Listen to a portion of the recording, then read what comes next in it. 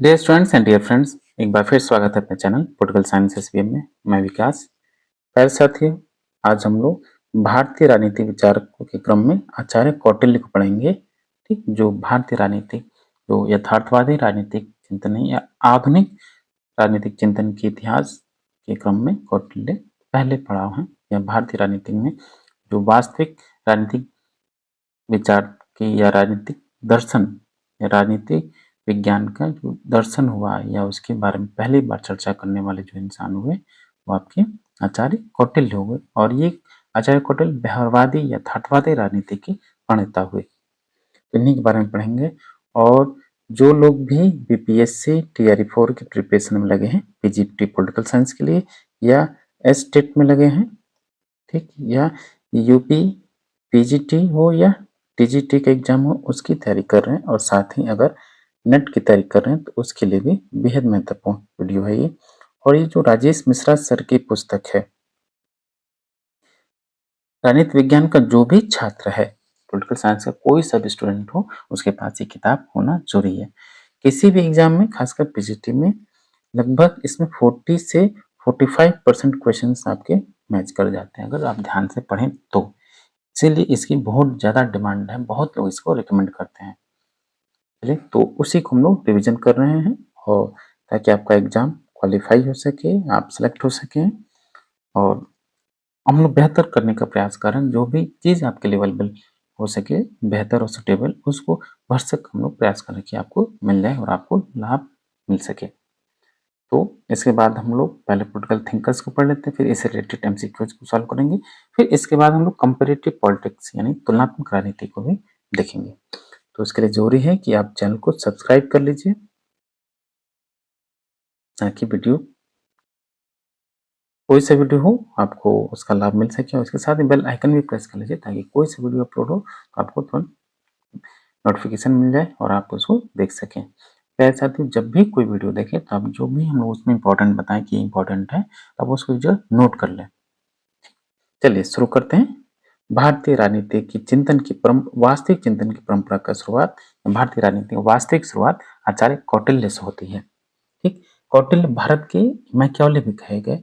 ये इनकी पुस्तक जो आपके जवाहरलाल नेहरू ने लिखा, या भारत क्या है ये, जैसे कौटिल्य भारत के कौटिल्य भारत के मैकियावेली हैं। ये बात आपके प्रथम प्रधानमंत्री जवाहरलाल नेहरू ने कहा, और उनकी पुस्तक जो डिस्कवरी ऑफ इंडिया है उसमें उन्होंने इस बात को कोट किया है। ठीक, तो ये भी जान लीजिए कि ये तक्षशिला विश्वविद्यालय में आचार्य प्रोफेसर कह सकते हैं इनको, आचार्य थे। और ये स्टेट कैसा होना चाहिए, राज्य कैसा होना चाहिए, उसके बारे में इसमें बात करते हैं। चलिए देखते हैं। जो जोरी बातें हैं इसी को इसमें पुस्तक में पर्याप्त है, आप इसको पढ़ सकते हैं।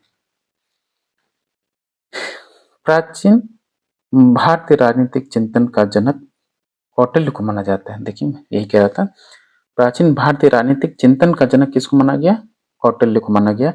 इनका जन्म ईसा पूर्व 4वीं शताब्दी में प्राचीन भारत की ऐतिहासिक नगरी आर्यवर्त के वैभव संपन्न मगध साम्राज्य में हुआ। इनके बचपन का नाम विष्णुगुप्त था। याद रखिए, इनका नाम विष्णुगुप्त आचार्य कौटिल्य था, और कौटिल्य और विष्णुगुप्त इनका नाम था। पाटलिपुत्र के नंद राजा ने कौटिल्य का अपमान किया था, जिसे क्रोधित होकर कौटिल्य नंद वंश की समूल नाश की प्रतिज्ञा कर ली थी। अंततः चंद्रगुप्त मौर्य को प्रधानमंत्री बनाकर नंद वंश को जड़ से उखाड़ फेंका और महान मौर्य साम्राज्य की नींव रखी। अर्थशास्त्र रचना या स्वरूप। देखिए, अर्थशास्त्र इनकी रचना है, इनकी किताब है। अर्थशास्त्र की रचना गद्य एवं पद्य दोनों में की गई है। इसमें 15 अधिकरण, ये बार बार पूछता है कि अर्थशास्त्र पुस्तक में कितने अधिकरण हैं। याद रखिएगा 15। कितने अध्याय हुए? 150 और 180 प्रकरण है। पहले 5 अधिकरणों में राज्य के आंतरिक प्रशासन पर प्रकाश डाला गया है।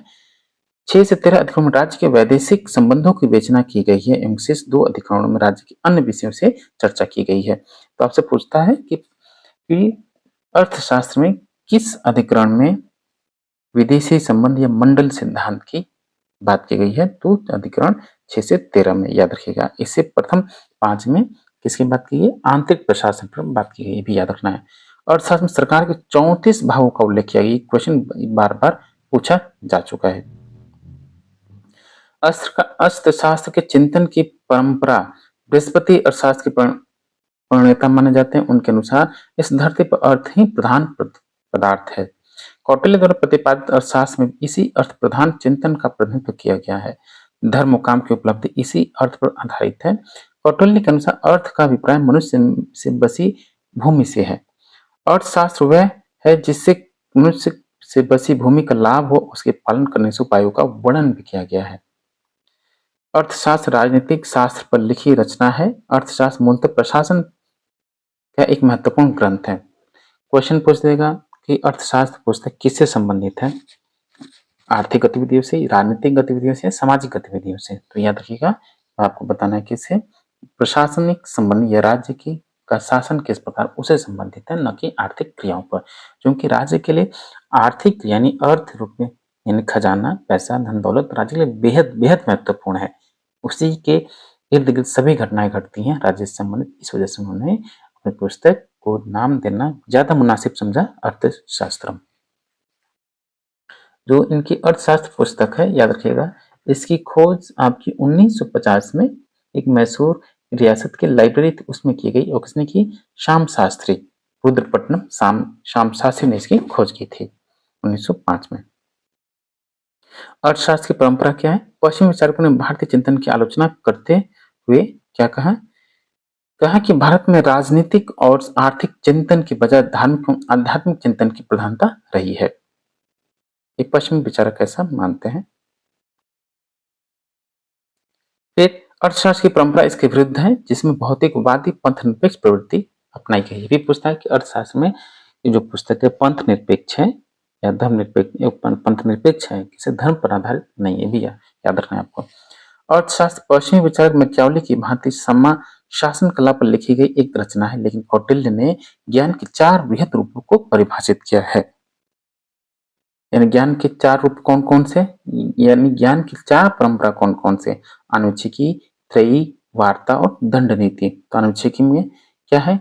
दर्शन और योग की चर्चा की गई। त्रयी, इसके तहत सामाजिक व्यवस्था, 4 आश्रम, 4 पुरुषार्थ, 4 वर्णाश्रम, 4 पुरुषार्थ, 4 आश्रम, जो त्रयी है इसमें आते हैं।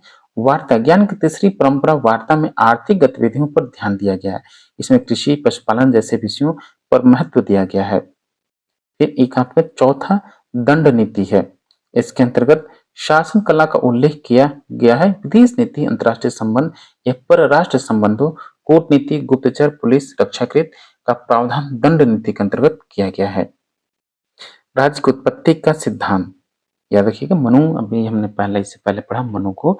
मनु थे वो राज्य की उत्पत्ति के दैवी सिद्धांत के समर्थक हैं, कल्याणकारी राज्य के समर्थक हैं। अब जरा कौटिल्य जी के बारे में देखते हैं।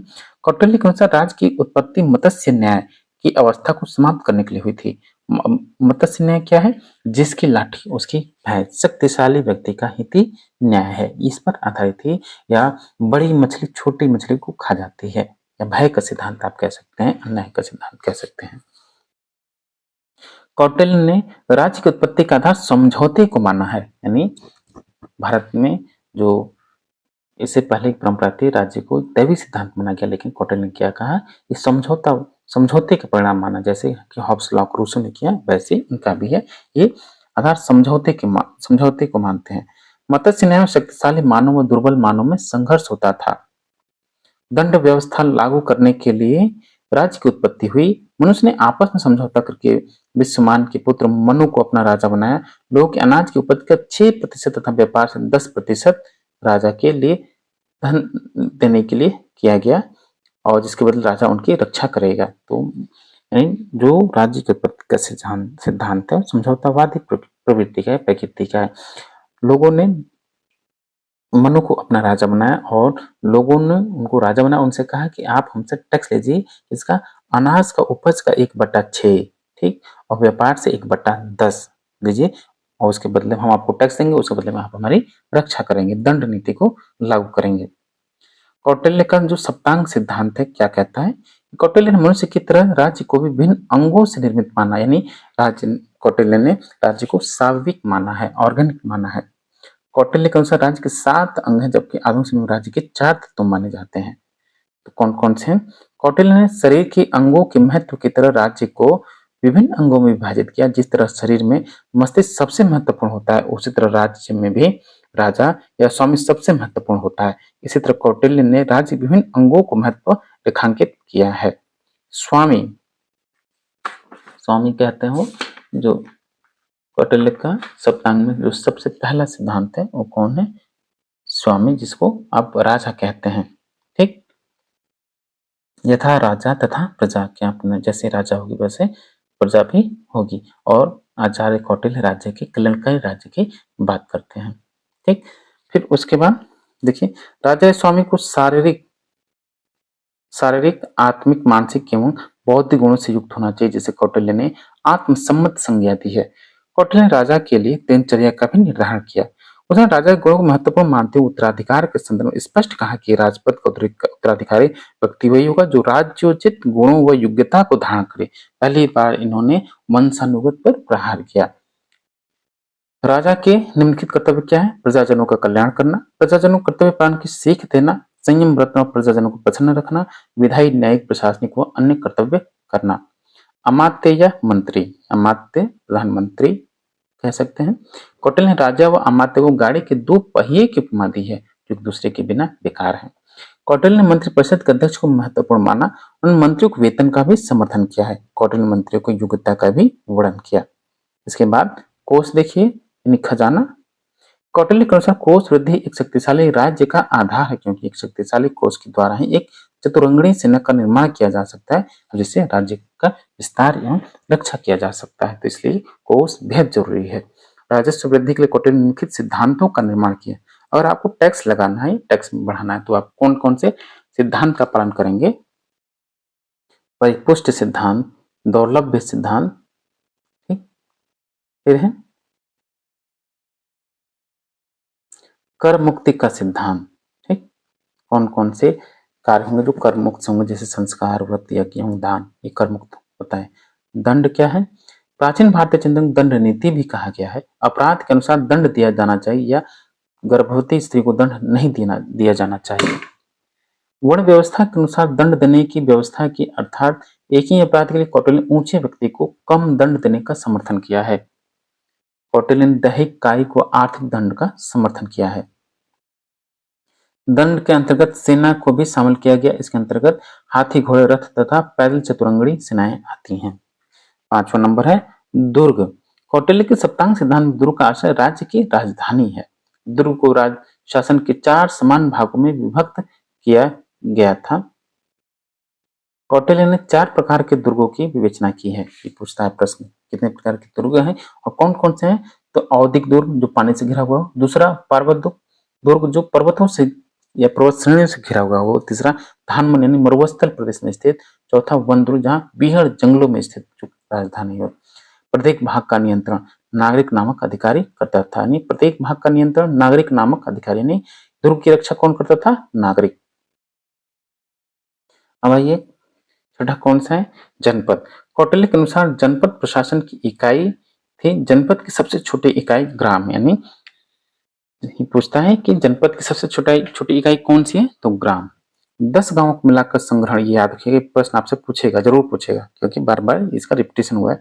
10 गांवों को मिलाकर संग्रहण नामक बड़ा गांव, 200 गांव मिलाकर खरवाटेक नामक नगर विशेष, 400 गांवों के मध्य दोड़मुख नामक नगर उपनगर विशेष होता था और 800 गांवों के मध्य स्थानीय निगम नामक नगर बसाना चाहिए। देखिए 10, 100, 200, 400, 800 ग्राम को मिलाकर क्या बनता है उसको आपको याद रखना है।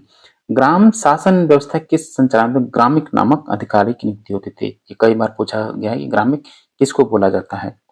सीमा विवाद की स्थिति में समाधान हेतु पंच ग्रामिक नामक का अधिकारी करता था, यानी कोई सीमा विवाद है तो पंच ग्रामिक एक अधिकारी होता था, उसका निपटारा करता था। कौटिल्य के अनुसार अब 7वां जो अंग है मित्र, कौटिल्य के अनुसार राज्य की उन्नति के लिए एवं विपत्ति के समय राज्य की सहायता के लिए मित्रों का होना आवश्यक होता है।